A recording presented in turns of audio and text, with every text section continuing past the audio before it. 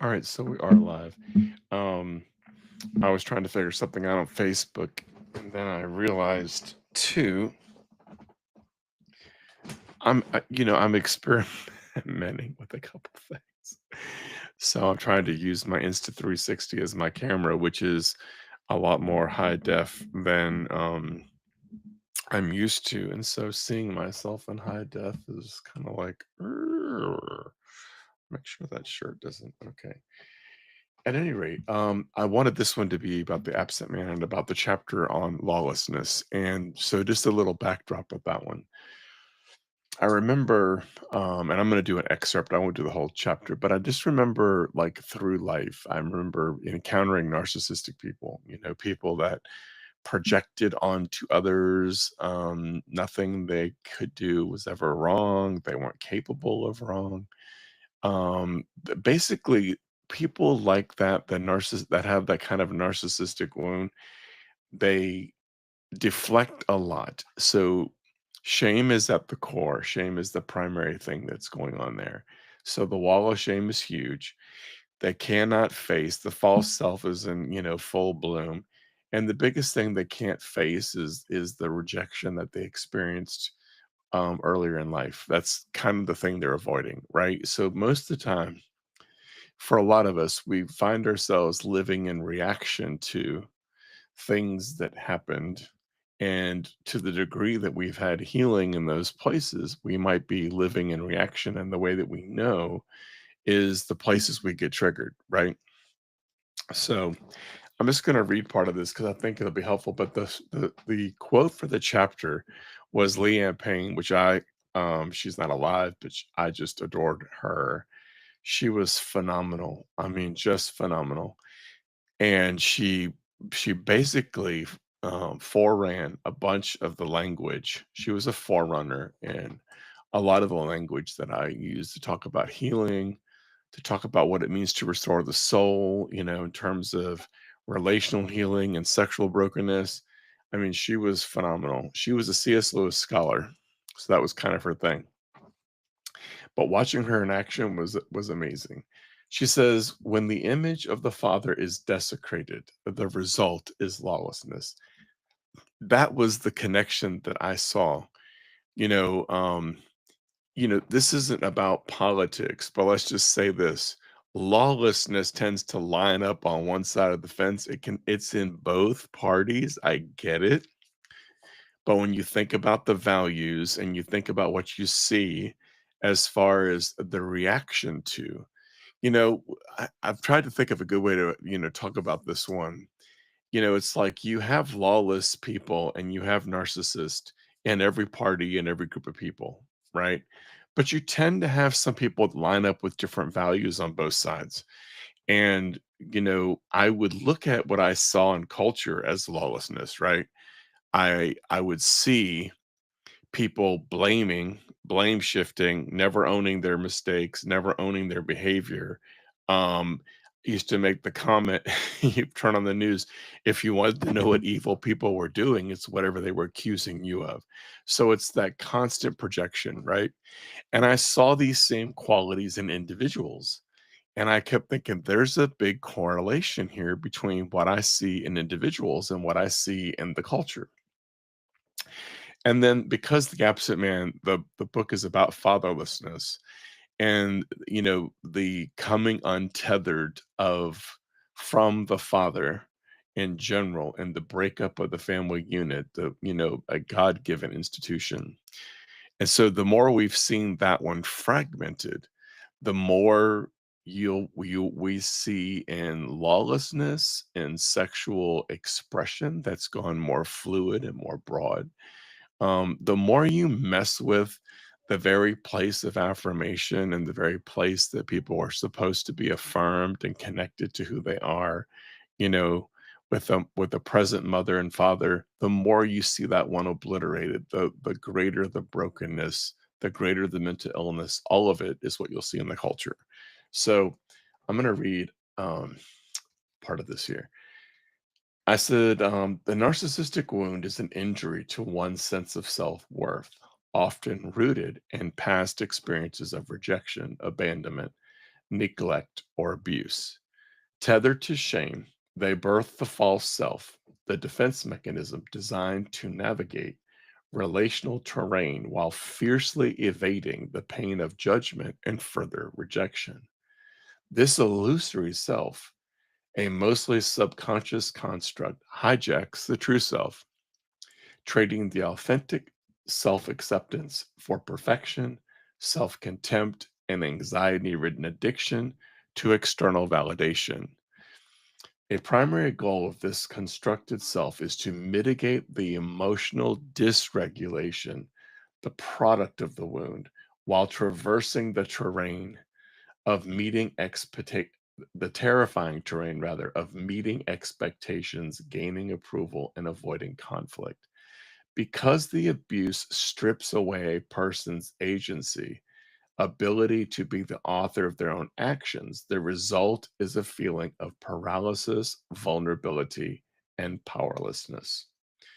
What we do with our sense of powerlessness and lack of control determines the manifestation of our defenses, what they look like in relation to God, ourselves, and others. One can employ a broad spectrum of responses in the milieu of social interactions that govern their relationships, particularly those in closest proximity, family. Two of the most pronounced defense mechanisms that manifest as a result of the narcissistic wound are hyperindependence and controlling behaviors, along with entitlement as an overcompensation for trauma and shame. Having lost control during the abuse, dominating others and entitlement are mechanisms for reasserting that control and fortifying oneself against all threats of exposure, being uncovered in their shame, their unconscious fear of annihilation. Okay.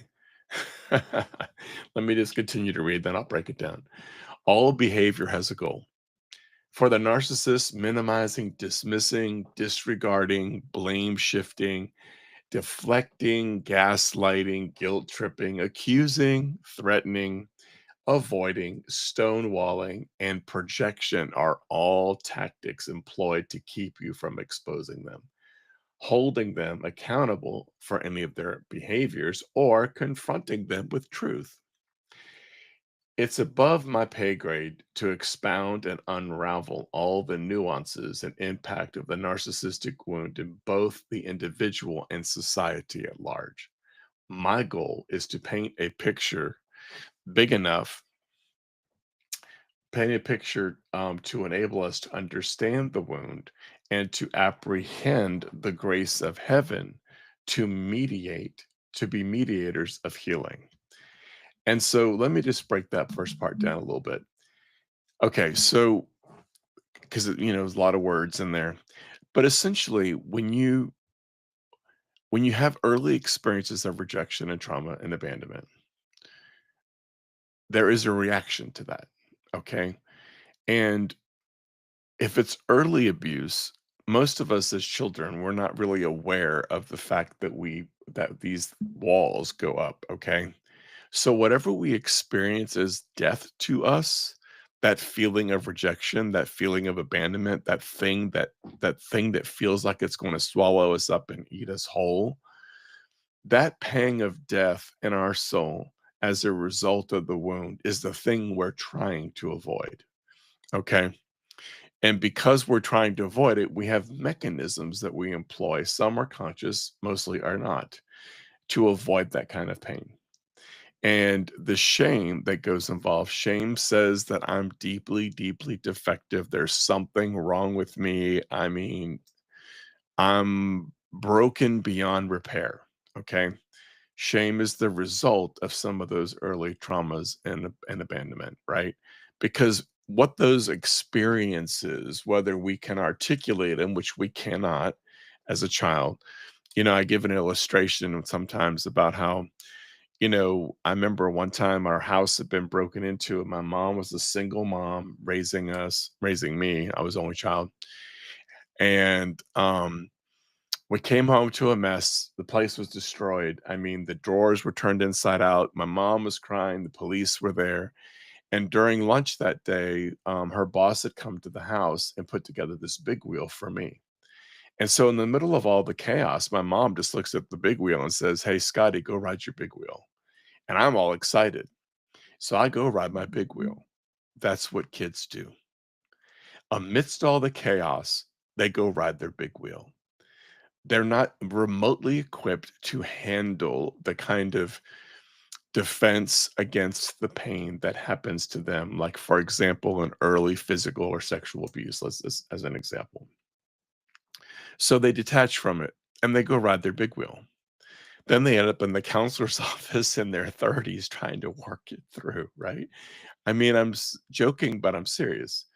And at the same time. So essentially, things that we have determined are deemed that are death for us, the emotion that I don't want to experience, all of my self-protective mechanisms are all about avoiding pain. Okay. And so some of them are more complex, some of them are more simple. And the more complex they are, the more mental illness there is probably in the mix. Because when we work really hard, because one of the things I said here was about the emotional dysregulation. A primary goal of this constructed self, the false self, is to mitigate the emotional dysregulation.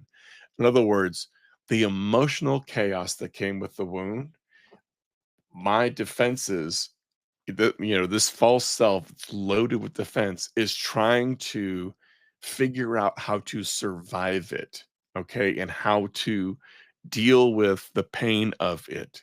So what it does is we begin to build things into our hearts, vows that we make, et cetera, right?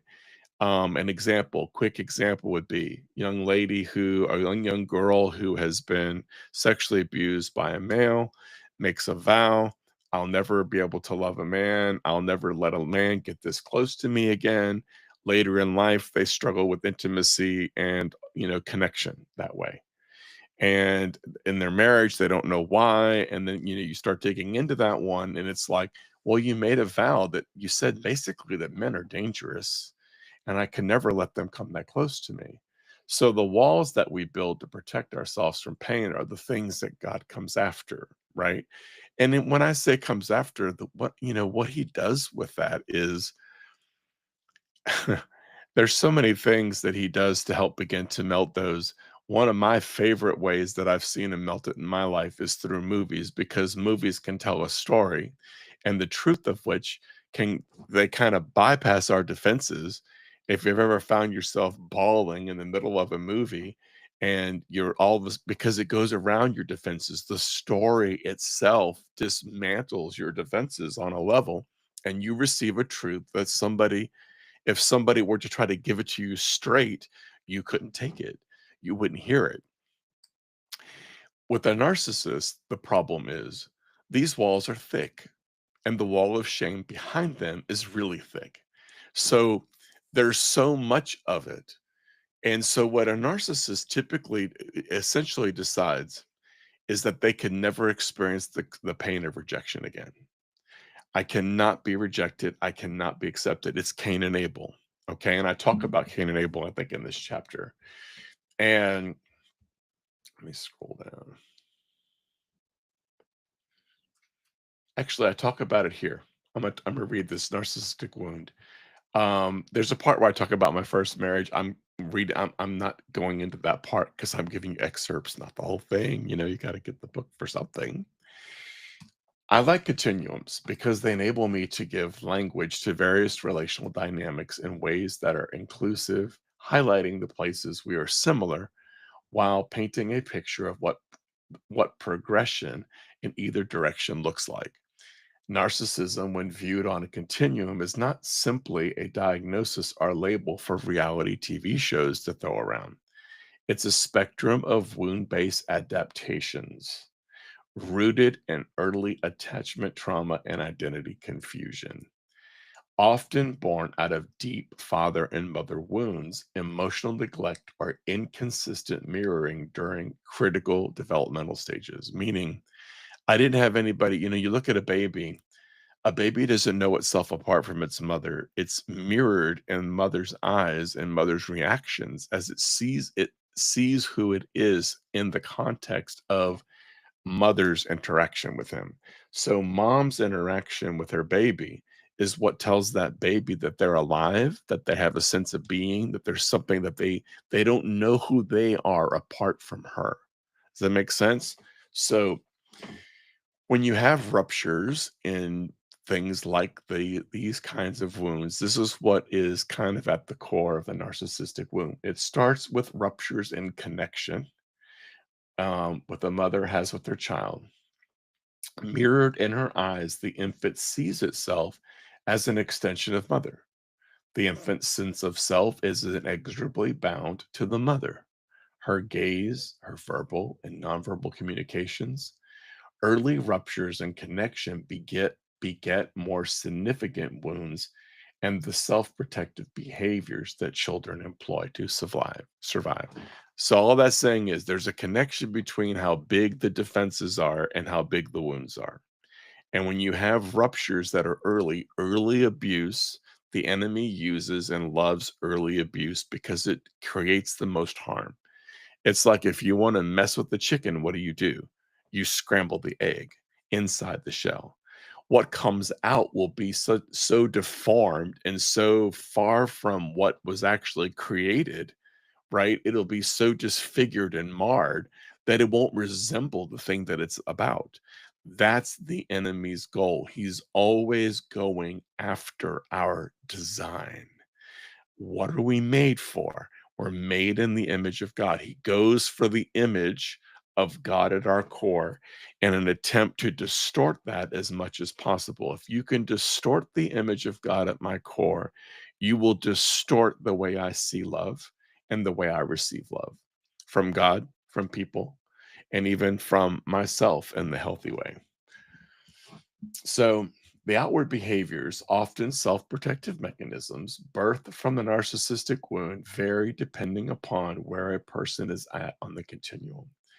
But the core wound is the same: fractured sense of self, an entitled need for validation, and the inability to receive or give love without control, manipulation, or performance. The wound manifests across the continuum, from covert to overt, from insecure to grandiose, each marked by various protective behaviors, but all rooted in the wound of disconnection. The narcissistic wound is a wound of disconnect. So, my bad joke used to be, if you reject a narcissist, they will try to annihilate you, which is true. Their biggest thing that they are trying to avoid is rejection. It's Cain and Abel. God said it to Cain in a very interesting way. I've always been fascinated with that story because, essentially, Cain had the opportunity to get it right because God said to him, "Hey, look, if you do what's right, will you not be accepted? In other words, do the right thing and you'll get it." Like, in other words, Abel did what was right. But see, Cain took the rejection and turned it into, it became rage and jealousy in his heart. So my paraphrase, I put it in here. It's in this chapter. My paraphrase of what God said to him was be something like this: Cain, if you don't manage the rage that's in your heart and the profound jealousy that you have of your brother because he got it right, if you don't manage that rage, if you don't do something with it, that intense jealous rage, it will take you. Sin is crouching at your door. It desires to master you. So here we are, right? So if you don't, and here's what happens with shame. We project it outward or inward or both. The rape of Tamar, not trying to bring too many things in here. Amnon rapes his sister, projects onto her, casts her away. Who's the one that has the shame? Amnon. Same thing here. Cain is projecting his shame onto Abel, and he's killing him in an attempt to annihilate his own self because inward, if we turn shame inward, it becomes just self-contempt.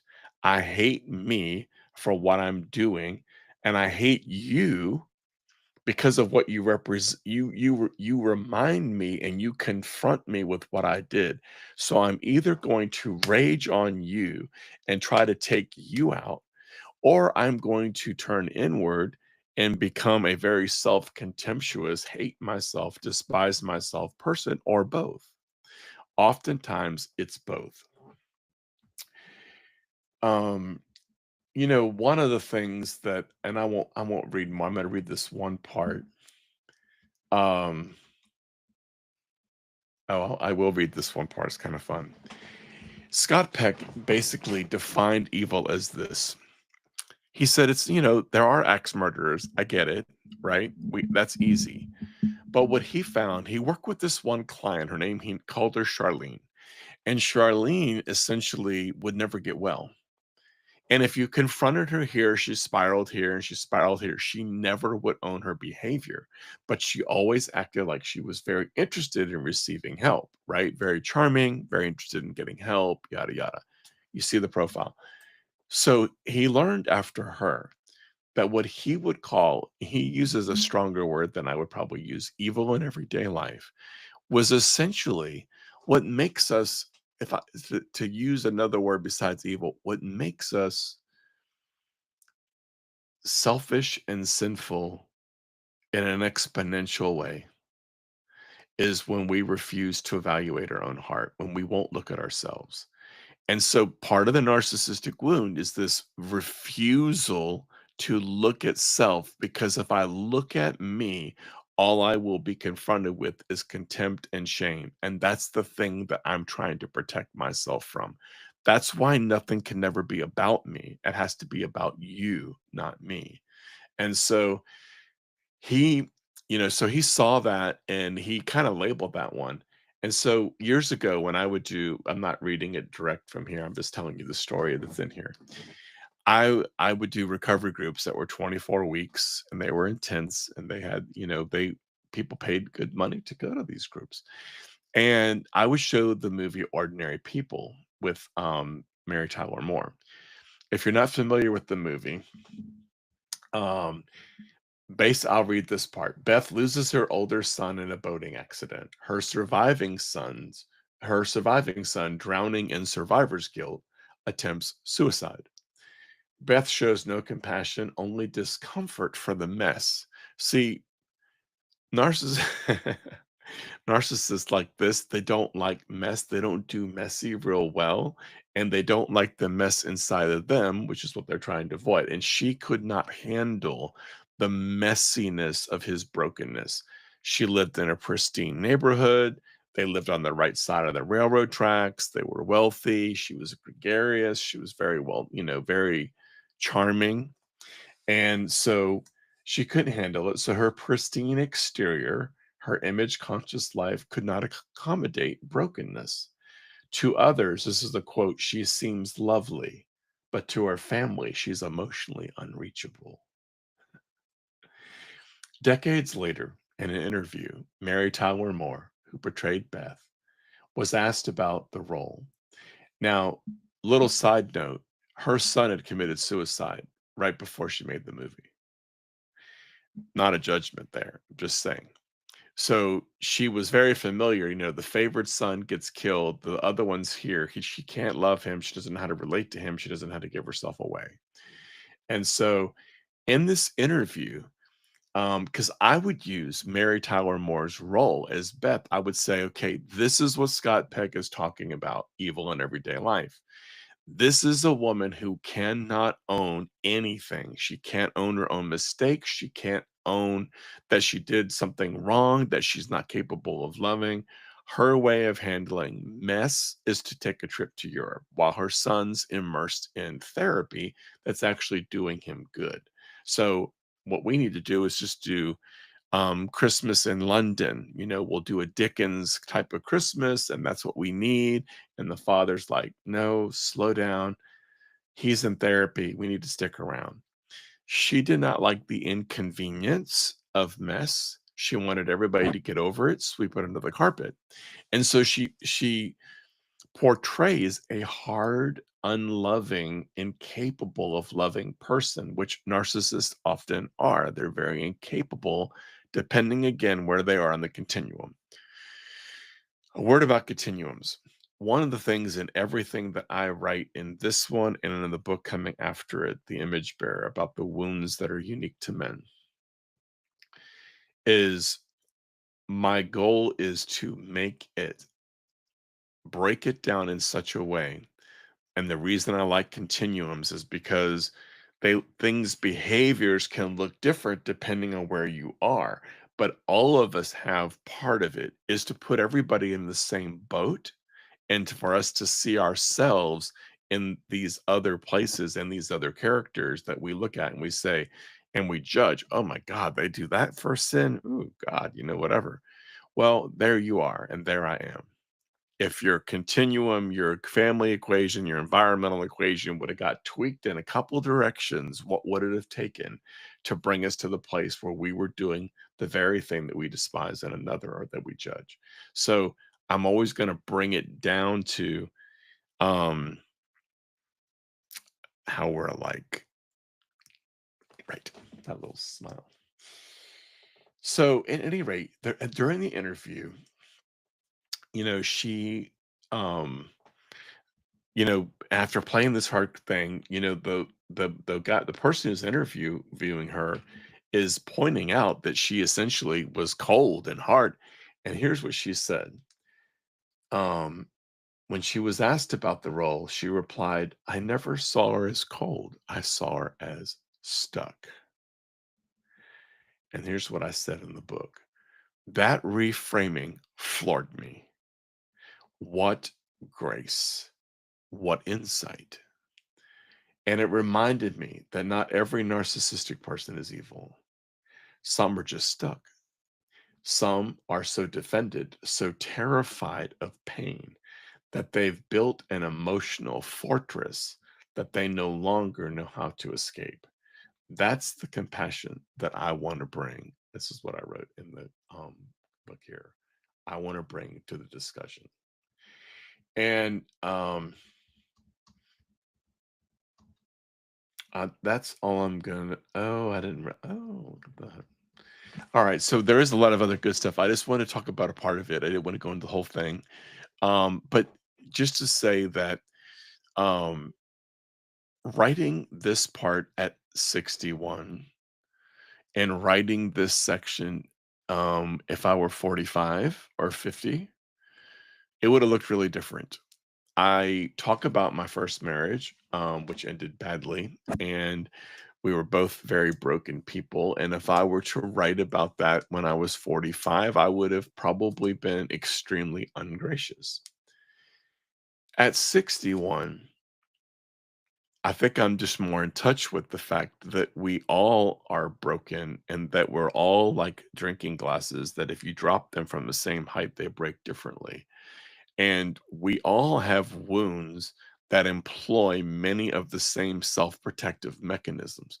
The thing that looks different, that shapes what that looks like, is culture and family. And, dysfunction is dysfunction.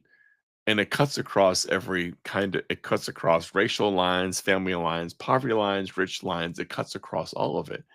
The thing that it does, though, is it looks a little different based on culture and based on financial status, wealthy, poor, all of that. So it's like environment is what really makes where you see the nuances in certain types of dysfunction. But when you boil them all down, they're the same. We're trying to protect ourselves from pain. And whatever we experience back here that was death to us, that is the commitment that we made to not experience that again. And the defenses that we built inside, the choices we made, the defenses that we built to not experience that pain are the things that you'll see. It's what addictions come out of. It's what There's so it's all there's so many things that become defenses, it's like what overeating and addictions and I mean, it's a plethora of things, the way we relate to people, the way we deflect, the way we don't take responsibility, the way we get triggered in conversations and relationships. So relationships tend to be the cauldron in which we will see what some of our greatest wounds are. And we may not always see what the wound is initially, but we will definitely know that we are being triggered. And being triggered is simply means that there is history to what's being tapped. So if every time someone says something a certain way, I get a trigger and I react, then there's a little bit of history there. So what is it pulling on? And so all of this is stuff that Jesus has mediated at the cross for us, that we can forgive, that we can let go of judgments we've made, we can let go of inner vows that we've made. It's this whole process of just coming into the blueprint of who we are and letting Jesus do things that we can't and let him lead us into places of healing where we can see things dismantled in our heart. The best part of that one is that Jesus does the heavy lifting. Most of the heavy lifting that I have to do or you have to do is simply saying yes and putting ourselves in environments and places where he can access that. And he will if we let him. And he wants us healed so that we don't actually implode. There's so much that this new landscape and what the world is going to look like. And as all of you and me are actualized in the kingdom in an era that is accelerated, where there will be profound reaping because the sowing came before us, that he doesn't want us to blow up in that. He wants us to be able to carry the mantle of a father, regardless of your age or our children's status. It's a mantle. It means you can bless others and push them forward even if they're better than you or they have gifts that you don't. It means that you can love people well. It means that you forgiveness is your favorite sport. It means that you call forth the gold and everybody around you and you seek opportunity to bless and live outside of yourself and love well. The impediments to loving well are the indicators that there's something there that Jesus wants to heal. So I will wrap it with that. Um, Blessings. So this is chapter 10 on lawlessness from the absent man, recovering the lost face of the Father.